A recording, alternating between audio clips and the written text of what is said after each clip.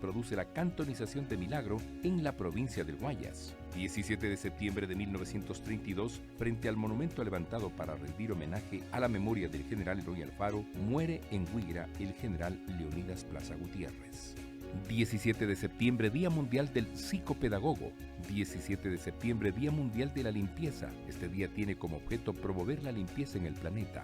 17 de septiembre, Día Mundial de la Seguridad del Paciente, mismo que procura todas las atenciones en materia de salud hacia quien está doliente o enfermo. Estas son las efemérides de la jornada. Esto fue un día como hoy.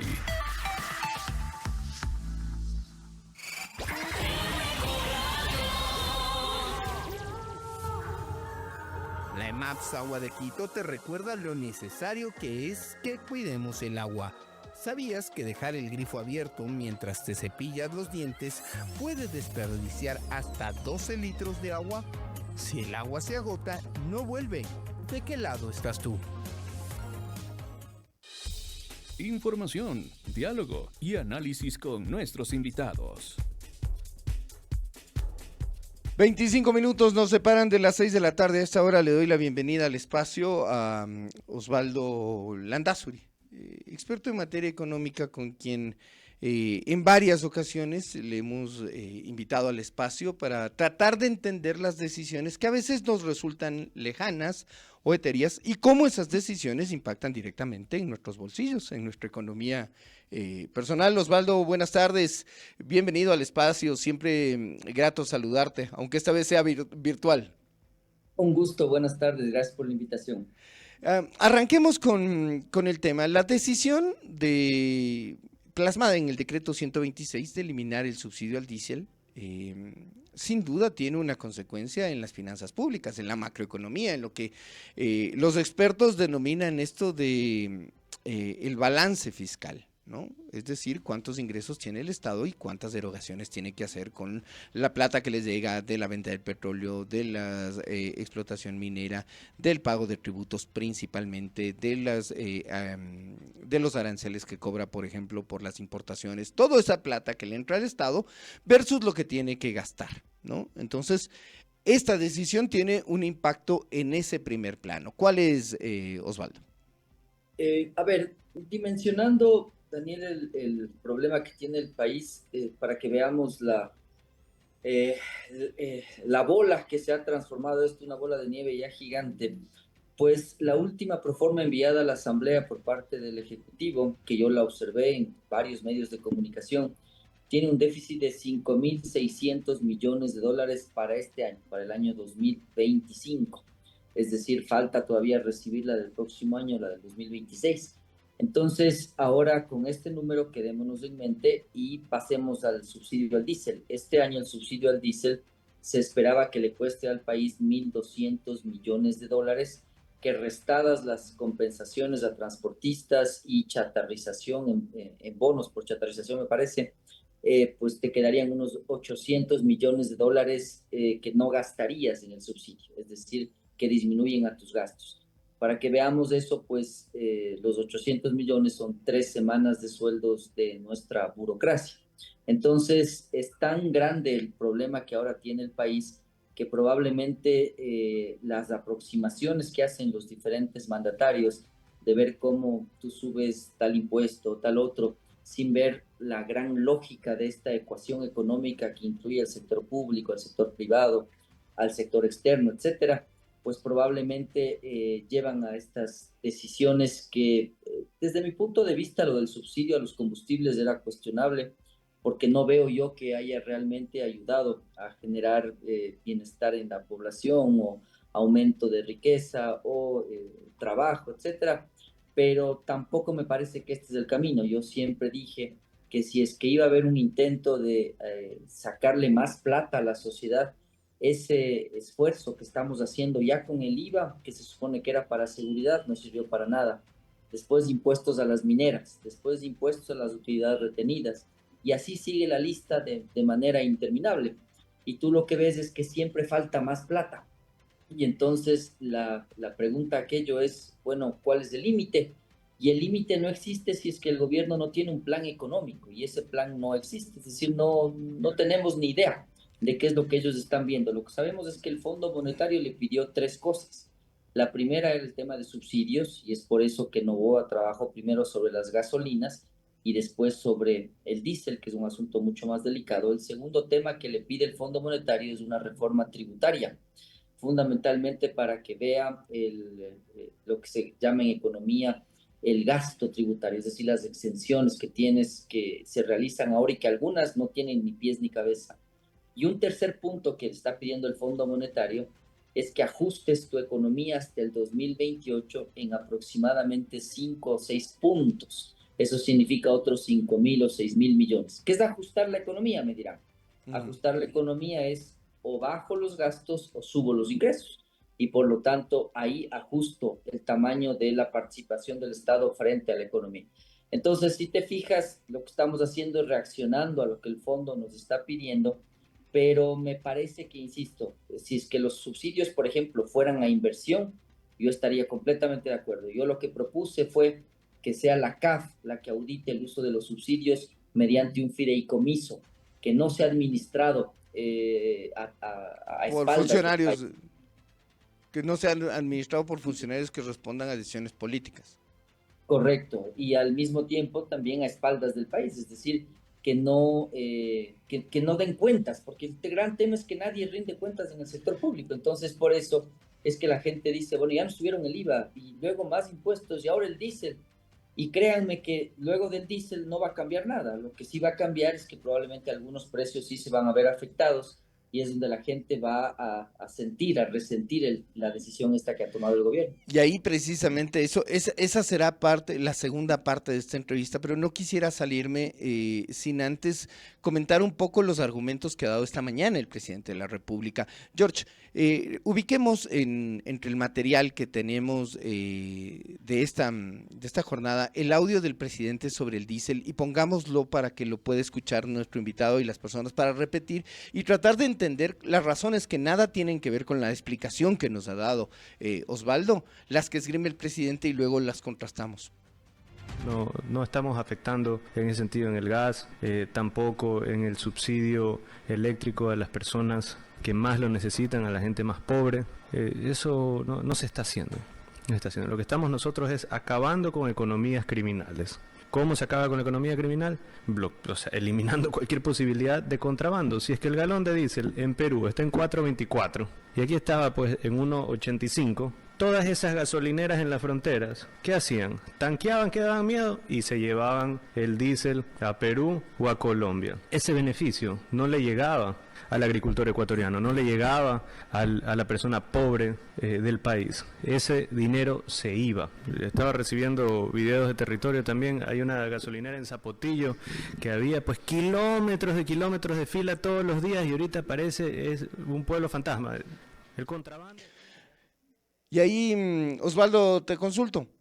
El presidente no nos está diciendo la necesidad macroeconómica de estabilizar finanzas, sino nos está reduciendo esto a un tema de seguridad y de contrabando. Entonces, yo digo, si es que esa era la solución, era cuestión de ponerles a las Fuerzas Armadas, ya no a estar cuidando hospitales, ya no estar cuidando infraestructura eléctrica. A todo le solucionan con militares en este país, sino poniéndoles a controlar la frontera para que no haya la fuga. Y si no, solo es cuestión de ver el paso el canal entre Aguas Verdes y Huaquillas en el Ecuador. Está lleno de cilindros de gas, de bidones de combustible. Si es que ese era el problema. No nos están diciendo la verdad ahí, están maquillando el discurso ahí. Sí, es realmente lo característico de los políticos, ¿no? Y es una verdad a medias. Indudablemente una de las aristas es el contrabando. Claro, era obvio que si es que tienes un combustible más barato, pues va a haber gente que quiera aprovechar de esa situación y hacer retornos sobrenormales. Pero el tema de fondo, el tema sustancial detrás de esta decisión es el asunto macroeconómico, es decir, lo que tienes es un problema, un desequilibrio fiscal que compromete muchísimo el desafío de la sostenibilidad del propio gobierno, es decir, cómo pago los sueldos, cómo pago a los bienes y servicios, a mis proveedores les estás debiendo 2.000 millones de dólares, etcétera. Entonces, realmente lo del contrabando es una arista adicional pero esa arista está utilizando el gobierno como la única, y en realidad no es la única. Más bien el gran problema es el asunto del equilibrio económico que está buscando el Ecuador desde hace muchos años y que no lo encuentra, porque desde mi óptica está mal enfocado. Lo cierto es que detrás de esta decisión, indudablemente el asunto más relevante es que está tratando de lograr un riesgo país más bajo que le permite emitir bonos. Eso es lo que está buscando. 673 dijo hoy día el presidente que se ubica el riesgo país en esta jornada. En 673 dice él, y esto ya le permite entrar al Ecuador al mercado de bonos. Entiendo que subió el riesgo país y pueden verificar esa noticia. Me llamaron ahora justo a preguntar ese tema porque había repuntado a 711 en las últimas horas, habría que confirmar aquello, pero no, estás todavía muy lejos, ¿no? De poder emitir bonos, porque eso significaría que pagaríamos una tasa de 8%, de 9%, que es una tasa para un país inviable, o sea, no tiene ni ningún tipo de sustento económico aquello. Incluso para una familia es una tasa alta, imagínense, para un país. Entonces, ¿qué es lo que tendría que hacer el Ecuador? Bajar a un riesgo país de 400, 350 puntos. Pero, claro, esto no es de soplar y hacer botellas o verlo muy simple. ¿Por qué no baja el riesgo país más? Es porque hay problemas estructurales que no se resuelven. No es un asunto solamente de los subsidios. Están atrás atractividad como las leyes laborales, las tasas de interés, las propias cadenas logísticas, la infraestructura del mismo país. Y un gran tema, un gran y enorme tema, la seguridad. O sea, la seguridad, las dos seguridades, la jurídica, que aquí te cambian y te ponen impuesto de un día para otro. Por ejemplo, a las mineras le pusiste una tasa minera, estarán de acuerdo, ¿no? Las personas, no es el objetivo de esta entrevista, pero les cambias las reglas. Y la otra seguridad, la física. Es decir, gran parte de los transportistas ni siquiera pedían que les bajen el tema del diésel o tampoco pedían solo eso, más bien dicho, sino hablaban de la seguridad, que les den auxilio en las vías porque te matan, te abalean, te quitan el camión, nos secuestran a los transportistas, nos piden rescate. Eso es lo que está pasando. Vacunan. Entonces, claro, atrás del riesgo país está todo eso, ¿no? Y a ver, confirmado, acabo de revisar la calificadora internacional de riesgo y le ubica en 711 puntos al Ecuador, ¿no? Sí, es lo que decía Daniel. Claro, y exactamente, y estaba revisando algunas opiniones de expertos que dicen que ese incremento de 672 con el que empezó la jornada a los 711 del cierre de la jornada responde precisamente a la declaratoria del estado de emergencia. Sí, el gobierno se disparó en el pie con esto. Era una decisión bien compleja y sobre todo me parece que también mal tomada una vez más, ¿no? Es decir, para mí esto no es tema de un decreto, eso sigo pensando yo. Yo creo que es un trabajo profundo con las comunidades, con los sectores rurales, entendiendo cómo tú vas haciendo que ellos sientan una diferencia con las decisiones económicas que va tomando un determinado ministro, un determinado presidente. Pero al final del día lo que yo veo es que no solo es este asunto de la amenaza de paros y todo, sino que si uno ve políticamente, el presidente se queda ya con muy poco espacio para seguir ajustando la economía. Es decir, ya esta es una decisión que además me parece mal tomada en la forma en la que se toma. Lo que hace es restarle popularidad, restarle espacio, y por otro lado también enciende alertas respecto a la capacidad que tenga de aquí en adelante de hacer otros ajustes. Es decir, si mañana te dice, bueno, ya no toca el gas, o si mañana te dice, bueno, ahora toca el IVA ya no al 15, sino al 17, pues no solo que el país te estalla. O el tema de las tarifas eléctricas, que también es uno de los aristas que hay que tener en cuenta, hay que tener en el mapa y hay que tener en el radar, sobre todo si es que revisas los acuerdos arribados con el Fondo Monetario Internacional. Pasemos la página ahora, sin dejar el tema general de esta entrevista, pero pasemos el tema al impacto en el día a día, al impacto en el bolsillo de los y las ecuatorianas. Uno se pregunta, bueno, va a resultar así como nos la han vendido. Esto no va a tener impacto, dijeron en la cadena del viernes la ministra de Economía, el ministro de Infraestructura, el ministro de Agricultura.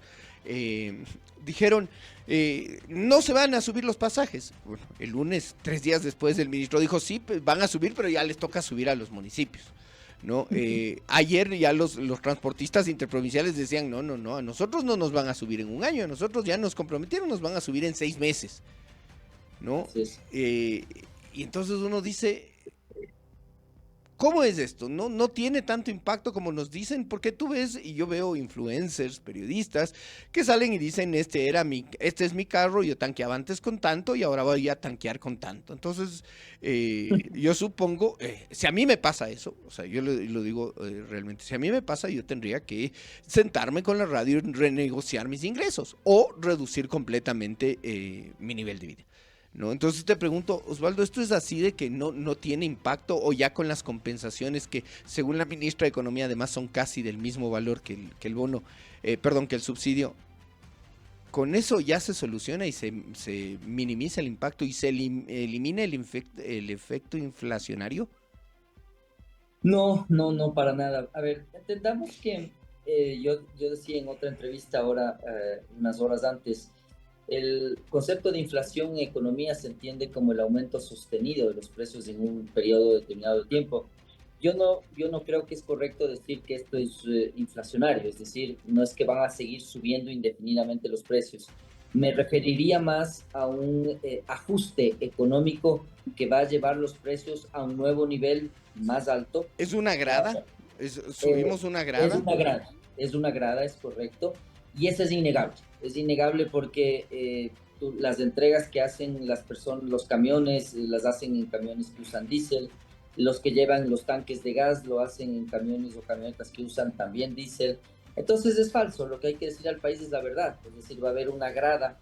Lo que el gobierno sí debería controlar es que probablemente esa grada al principio sea una grada más alta.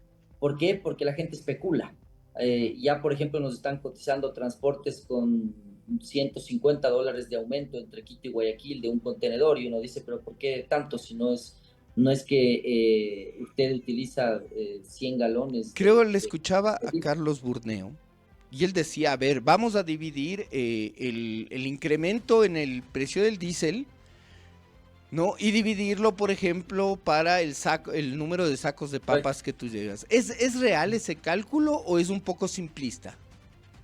Es simplista, pero tiene una parte que indudablemente puede guiar. O sea, es el primer paso, pero no necesariamente es así. No, al principio también vamos a tener un fenómeno especulativo que va a ser, yo creo que importante, en la línea en la que la gente trate de entender este nuevo equilibrio de precios, pero al final va a haber una afectación y va a haber un nuevo nivel de la canasta básica que es indudable.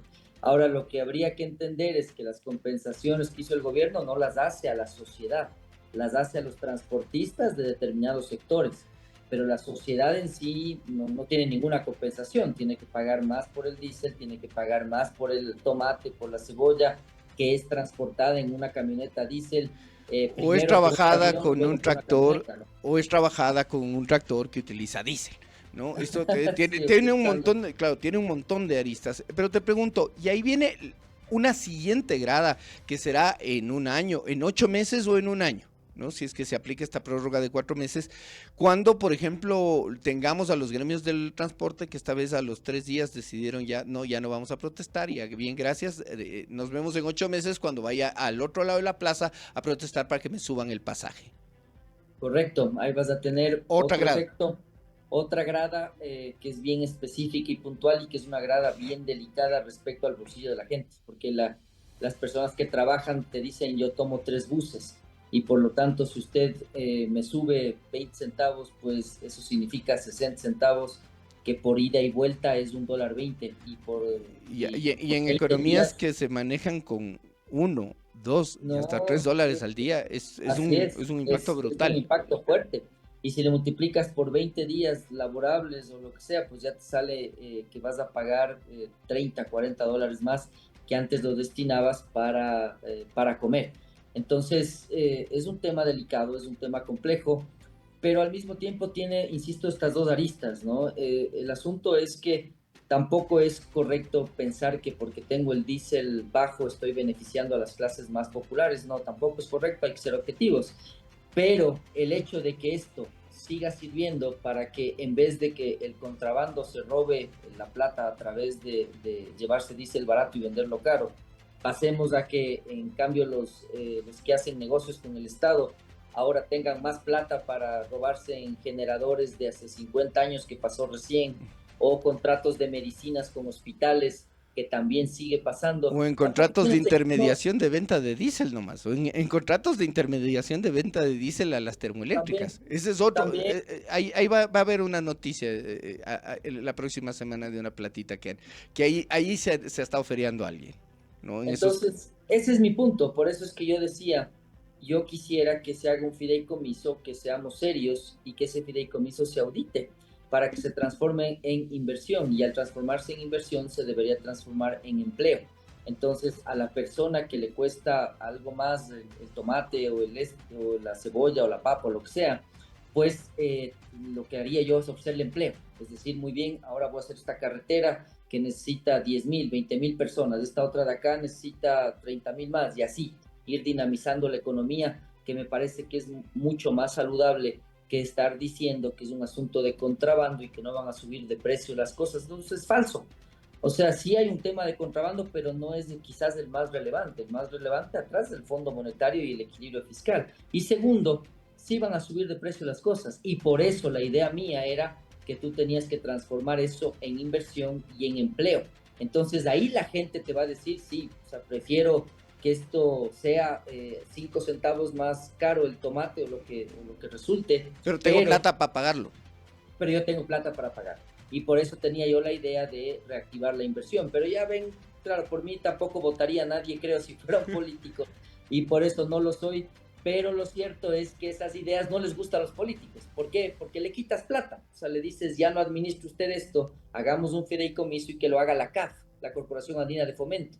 Vas a ver ahí cómo los precios por kilómetro de carretera disminuyen notablemente, y por otro lado, tú vas siguiendo un cronograma de inversiones que el país necesita, pero no tienes nada, Daniel, no tienes plan económico, no tienes plan de producción, no tienes plan de desarrollo. Es decir, es un gobierno que va como una veleta, dando pasos, y se encuentra con un incendio, lo trata de apagar, lo resuelve y avanza. Y otro incendio, y así estamos continuamente, y mañana me voy a Japón, le digo que quiero un acuerdo comercial a Corea. Yo siempre les digo, primero vengan acá a ver lo que está pasando. Es decir, es un asunto que me parece bien básico, pero realmente no logro entender por qué ellos no lo captan de esa manera. Quiero agradecerle a Osvaldo Landazuri. Yo insisto, miren, acá podemos discrepar en algunas cosas, pero siempre va a ser la posibilidad de oír a todas las voces. Es lo que enriquece, ¿no? Esta semana que le hemos dedicado a los diálogos democráticos, porque precisamente este 15 de septiembre era el Día Internacional de la Democracia, la posibilidad de que varias voces opinen sobre, ¿no? Antes de ayer, Marcela Reynoso nos decía, miren, era insostenible seguir subsidiando el diésel, no solo porque ya no se produce la misma cantidad de diésel, sino porque lo que se está importando además se lo destinaba principalmente al parque termoeléctrico. Entonces tenía dos frentes, ¿no? Ahora Osvaldo nos aporta y nos dice, miren, esto era un tema de equilibrio fiscal, pero si es que no hay reducción de gastos, tú vas a seguir mejorando los ingresos o ajustándote con los ingresos, pero si es que no hay reducción de gastos, tampoco lo vas a conseguir. Gracias, Osvaldo, siempre por los diálogos. Siempre es un gusto, Daniel, gracias por la invitación y por considerarme. Un abrazo. Un abrazo fuerte. Un abrazo fuerte. Son las 17:57. 3 minutos nos separan de las